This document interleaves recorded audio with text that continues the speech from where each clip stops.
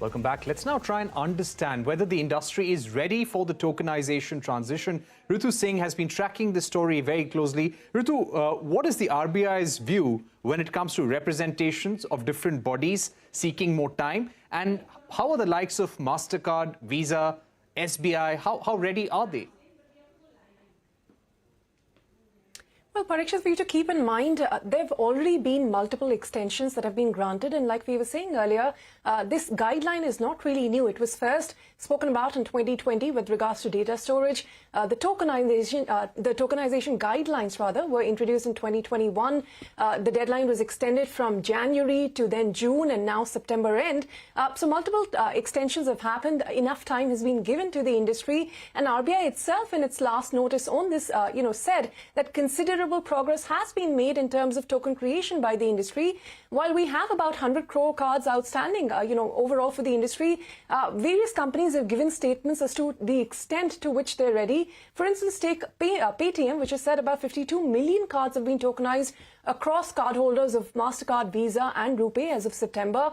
MasterCard said 2 lakh online merchants have been enabled for card-on-file tokenization as of July. Visa said more than 100 million such tokens has been created by Visa, and this is as of June, so more perhaps would have been created since. An SBI card, also like you said earlier, has been ready with the technology to comply come the 1st of October. So in terms of compliance, it does seem that the industry has been making strides, but as we've been hearing from the participants here, perhaps at the merchants' end also there are still some concerns.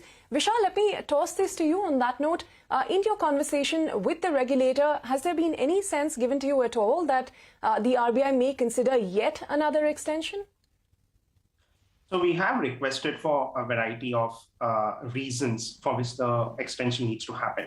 And as you rightly pointed out, one of them has been that as a merchants, we are not ready. And the primary cause of that is, this whole token implementation is a sequential process.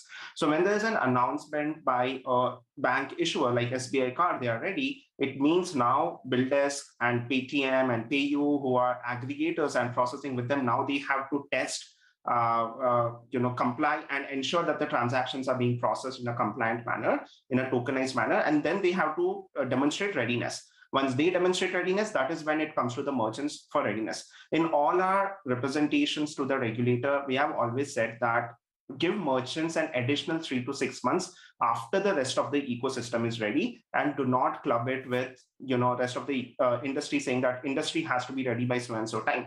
That is never going to happen.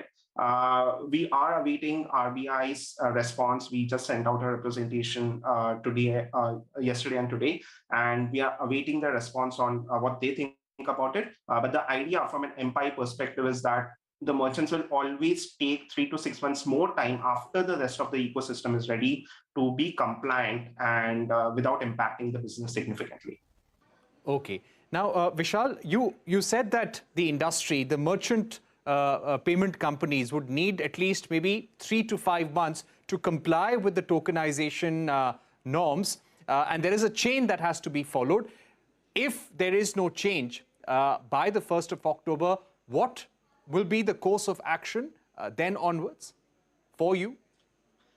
So end of the day, we have to comply with what the regulation is. And we are piping up all our systems to ensure that we are purging all the cards by the deadline. Should there be no extension.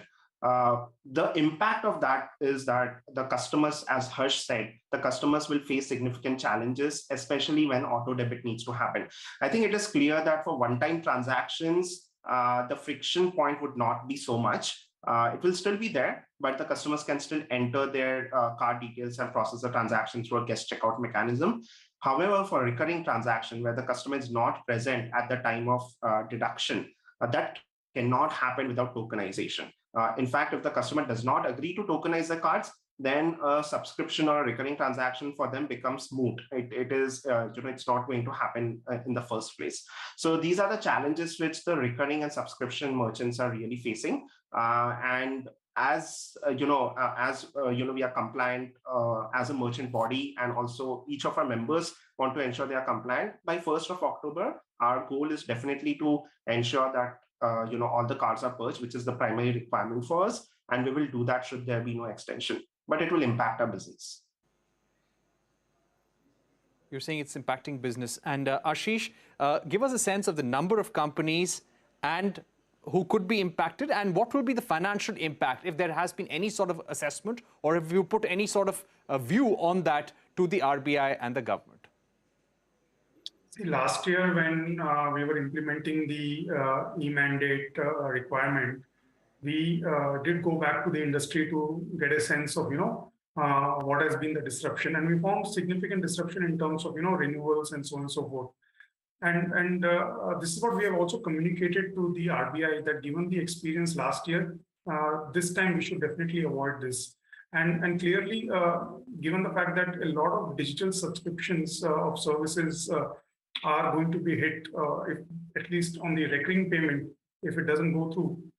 For merchant, it's clearly disruption in business. And depending upon services which are more critical, where consumer may have the right incentive to immediately figure out an alternate mode of payment other than card, and so on and so forth. But there are a lot of other discretionary kind of payments where it may not be that kind of an urgent response where you would see disruptions happening. So we have communicated all this to RBI. I think the measure is a consumer protection measure, which should actually help the entire industry, including the merchants, in kind of expanding the base and being able to offer more and more, get more and more consumers onto the digital platforms. But what needs to be avoided is this teething trouble of crossing this hump of actually implementing this. And I think this can be done. RBI has been quite, considerate in terms of extending the deadlines. And as I think Arunaji said,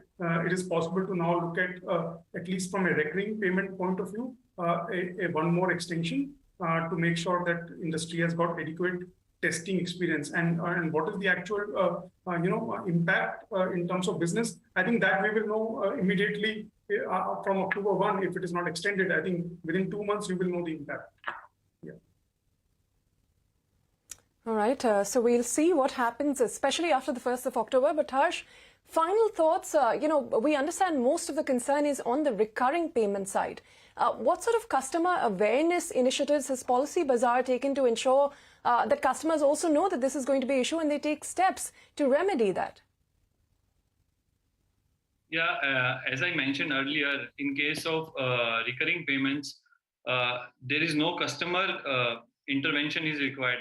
All the things has to be done at the payment aggregators and the payment gateways who store the cards at their end, and we do not store the cards. So the important point here is that the payment aggregator has to ensure that the tokens has to migrate seamlessly.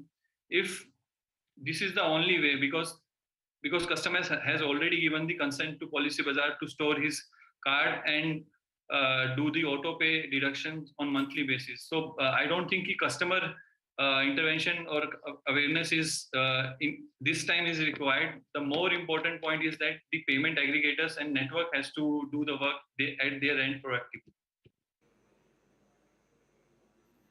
All right, and that is what the MPAI, or Merchant Payments Alliance, is saying, that the payment aggregators are not ready, the payment gateways are not ready as well. Vishal Mehta, Harshvardhan and Ashish Agrawal, thank you very much for joining us on this program. From Ritu and me, goodbye and thanks for watching.